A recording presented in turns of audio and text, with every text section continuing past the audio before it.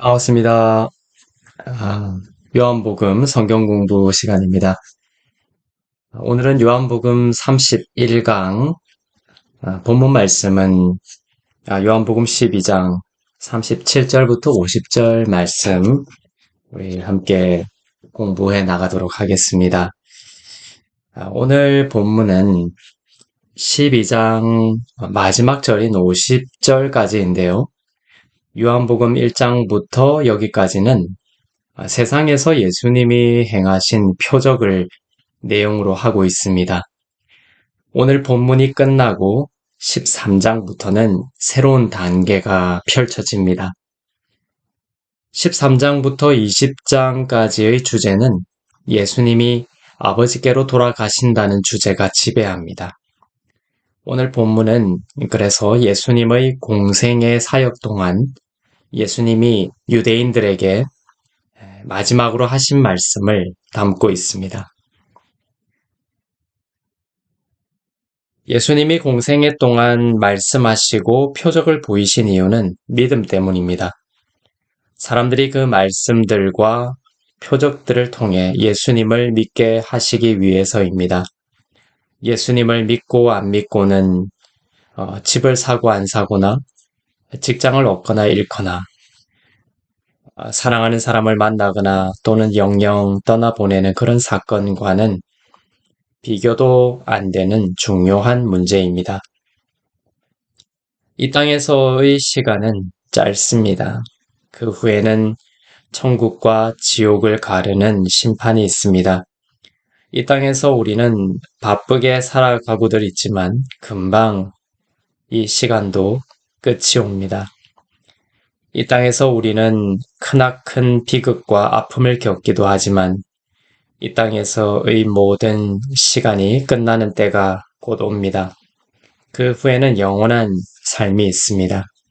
천국에서 영원한 삶을 살 것인지 아니면 지옥에서 영원할 것인지가 결정됩니다.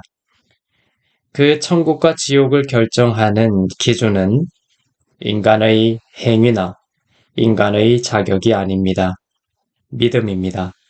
예수님을 믿으면 모든 죄를 사함받고 천국에 들어가게 되지만 이 땅에서 예수님을 배척하고 거부하면 그들의 죄로 인한 심판과 형벌이 그대로 결정되고 지옥에서 영원한 시간을 보내게 됩니다. 하나님은 이 땅에 사랑하는 아들인 예수를 보내셔서 사람들로 하여금 예수님을 믿어 영생을 얻도록 기회를 주셨습니다. 우리도 이 예수를 전하는 삶을 살고 있고 주님이 부르시는 날까지 예수를 전하는 삶을 살아야 합니다. 그런데 공생애의 그 표적의 삶을 마무리하면서 예수님은 안타까운 마음을 오늘 이야기하고 있습니다. 사람들의 믿지 않음입니다. 사람이 아닌 예수님이 직접 말씀을 전하고 놀라운 표적을 보였는데도 불구하고 사람들은 믿지 않았습니다. 그 안타까움을 이야기하고 계십니다. 37절부터 40절, 41절까지 보겠습니다. 이렇게 많은 표적을 그들 앞에서 행하셨으나 그를 믿지 아니하니 이는 선지자 이사야의 말씀을 이루려 하심이라. 이르되 주여 우리에게서 들은 바를 누가 믿었으며 주의 팔이 누구에게 나타났나이까 하였더라. 그들이 능히 믿지 못한 것은 이 때문이니 곧 이사야가 다시 일렀으되 그들의 눈을 멀게 하시고 그들의 마음을 완고하게 하셨으니 이는 그들로 하여금 눈으로 보고 마음으로 깨닫고 돌이켜 내게 고침을 받지 못하게 하려 함이라 하였음이더라. 이사야가 이렇게 말한 것은 주의 영광을 보고 주를 가리켜 말한 것이라. 아멘. 예수님은 구약의 이사야 선지자를 인용하십니다. 이사야서 6장에 보면 하나님이 이사야 선지자를 부르셔서 하나님의 말씀을 가지고 세상에 나가도록 명하시는 장면이 나옵니다. 그런데 이사야를 보내시면서 하나님은 묘한 말씀을 하십니다. 내가 너를 보내기는 하는데 내가 그들의 눈을 멀게 하고 그들의 마음을 완고하게 하여 보지 못하게 할 것이고 깨닫지 못하게 할 것이라는 말씀을 하십니다. 이사야서 6장 10절을 한번 볼까요? 이 백성의 마음을 둔하게 하며 그들의 귀가 막히고 그들의 눈이 감기게 하라. 염려하건대 그들이 눈으로 보고 귀로 듣고 마음으로 깨닫고 다시 돌아와 고침을 받을까 하노라 하시기로. 이것이 가지는 의문점이 하나 있습니다. 그들의 눈을 가리고 마음을 완고하게 하신 것이라면 그들이 그 믿지 않은 것에 대하여 형벌을 받는 것이 이치에 맞느냐는 의문입니다. 원인 제공자가 하나님 아니냐는 질문입니다. 그러나 하나님께서는 창세전에 택하신 자들이 있고 창세전에 그대로 유기된 자들이 있습니다. 택하신 자들의 눈을 가리고 마음을 완고하게 하여 믿지 못하게 하지 않으시죠. 하나님은 믿기로 작정된 자는 다 믿게 하십니다. 그 말씀이 사도행전 13장 48절에 나옵니다. 이방인들이 듣고 기뻐하여 하나님의 말씀을 찬송하며 영생을 주시기로 작정된 자는 다 믿더라. 믿는 것으로 작정된 자가 아닌 경우에 그들이 말씀을 듣고 또 표적을 보았으나 믿지 않는 그들의 모습을 이렇게 표현하신 것입니다. 그들의 눈을 가리시고 그들의 마음을 완고하게 하여 이렇게 표현하고 있습니다. 하나님이 원인 제공자가 아니라 그들 스스로가 가진 이유 때문에 주님의 메시지를 거부한 것입니다. 이사야 선지자가 세상에 파송받기 전에 성전에서 환상을 보는데 그 환상으로 본 것이 바로 선재하시는 그리스도의 영광임을 41절에서 밝히고 있습니다. 구약시대의 성육신 이전의 그리스도가 나타나셨음을 암시하고 있습니다. 이사야는 성육신 전의 그리스도를 환상 가운데 본 것이죠. 성전에서요. 그리고 이사야가 세상에 나가 말씀을 전하지만 사람들이 믿지 않고 이사야 선지자를 배척하는 것이 이사야 개인의 일이 아니라 장차 오실 예수 그리스도의 이야기였던 것임을 밝히고 있습니다. 42절부터 43절을 보겠습니다. 그러나 관리 중에도 그를 믿는 자가 많되 바리새인들 때문에 드러나게 말하지 못하니 이는 출교를 당할까 두려워함이라. 그들은 사람의 영광을 하나님의 영광보다 더 사랑하였더라.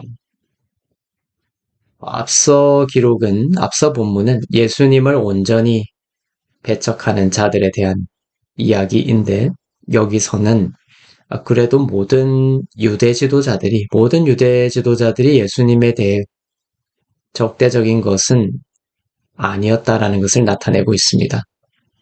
관리 중에서도 예수님을 믿는 자가 많대라고 기록하고 있습니다.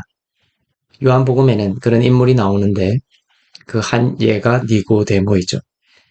바리새인이면서 또한 유대인의 지도자였던 니고데모도 예수님을 믿었습니다. 그런데 예수님은 유대 지도자들 중에서도 믿는 자가 많았다라는 긍정적인 진술 뒤에 안타까운 마음을 덧붙여 놓고 있습니다.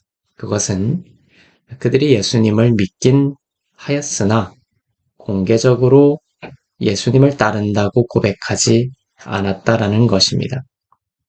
이 부분이 우리 모두에게 오늘 중대한 도전을 주는 부분입니다. 오늘날 대한민국에서 예수를 믿는다는 것은 그 당시에 비하면 그렇게 위험한 것은 아니죠.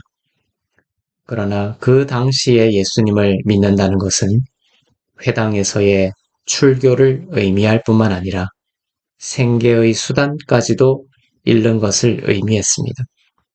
유대인 공동체에서 배척을 당하여 일을 할 수 없었기 때문이죠. 이런 것을 아시면서도 예수님은 급진적으로 보이는 믿음을 요청하고 있습니다.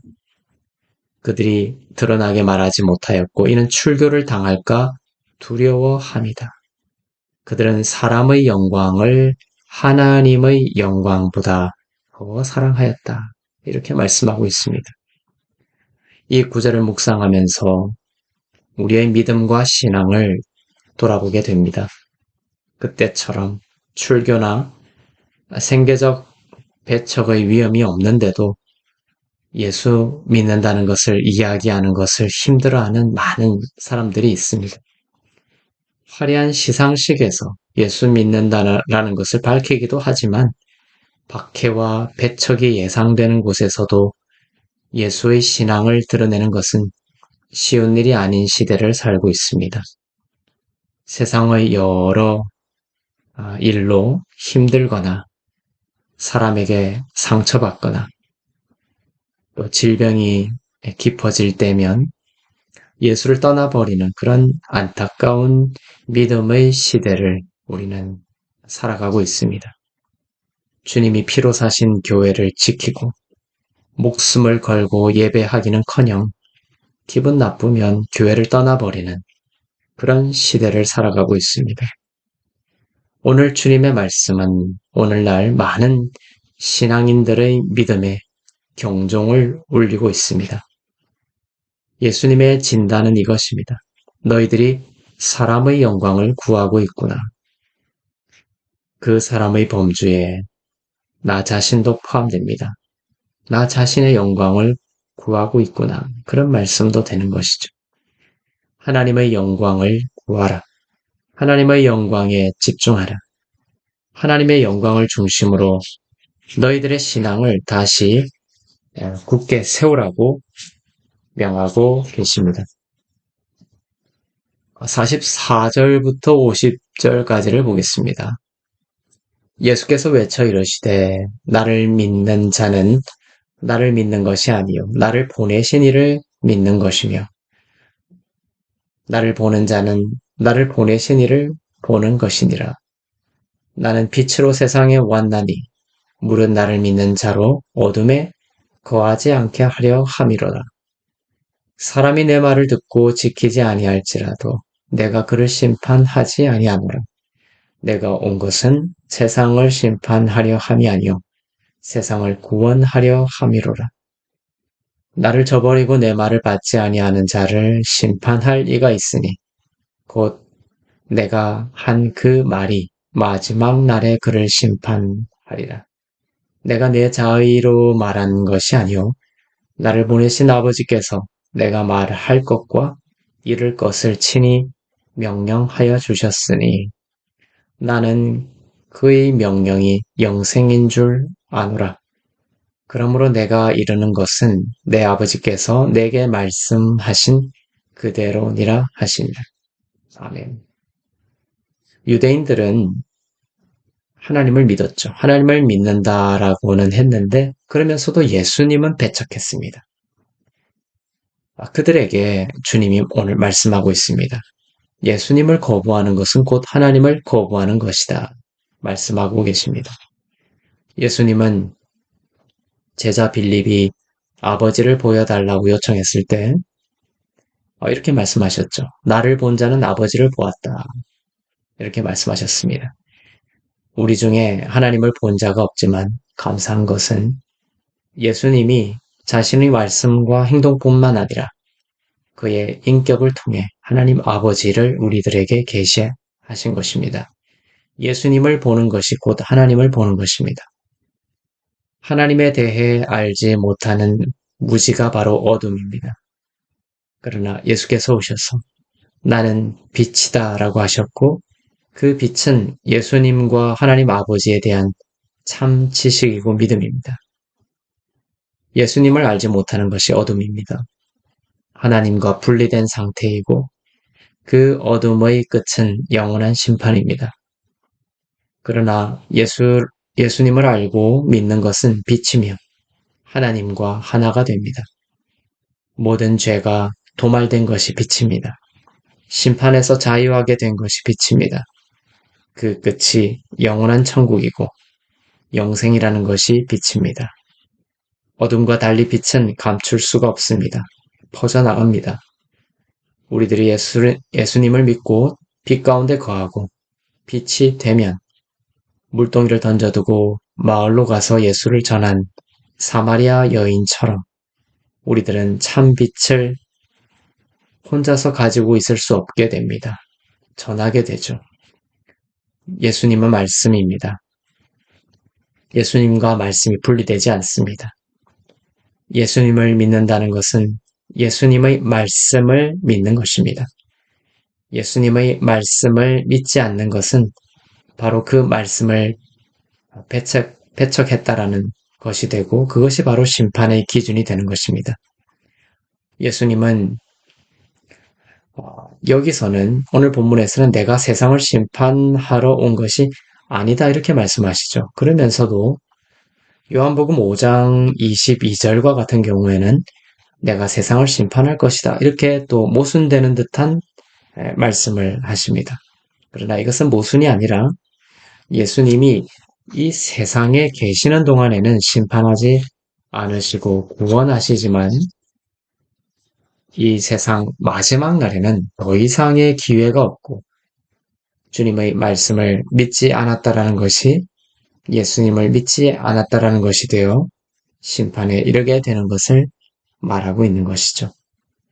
49절에서 예수님은 중요한 말씀을 또한 하시는데 내가 자의로 말하는 것이 아니고 나를 보내신 아버지께서 내가 말할 것과 이를 것을 친히 명령하여 주셨다고 기록하고 있습니다. 예수님의 말씀과 예수님의 행동은 예수님 마음대로 한 것이 아니라 하나님 아버지의 뜻대로 하신 것임을 말씀하고 계십니다. 예수님은 이 땅에서의 모든 공생애와 십자가 사역을 하나님 아버지와 연합된 상태로 하셨습니다.